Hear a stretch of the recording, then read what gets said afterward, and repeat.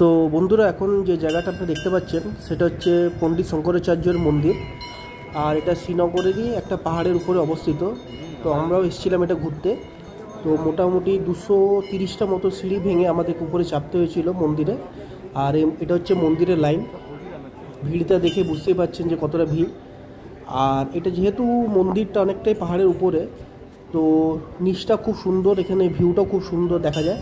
তো চলুন সেটা আপনাদেরকে দেখাবার চেষ্টা করছি যে উপর থেকে নিচের পুরো শ্রীনগরের ভিউটা কেমন দেখা যায়। আর লাইনটা দেখে বুঝতে পারছেন যে কেমন হয়েছে। আর এই ভিডিওটা আমি করছি আমাদের পুজো হয়ে যাওয়ার পর। আমরা যে টাইমটা চেপেছিলাম সেই টাইমটা অনেক ফাঁকা ছিল, তো সেটাও আপনাদেরকে দেখাবো। আর মন্দিরের ভিতরে তো ফোন অ্যালাউ নেই, ওই জন্য মন্দিরের ভিতরে ফটো করতে পারিনি, বাইরেটা যতটা পেরেছি তুলেছি। আর এই দেখুন উপর থেকে কত সুন্দর দেখতে লাগছে পুরো শ্রীনগর শহরটাকে।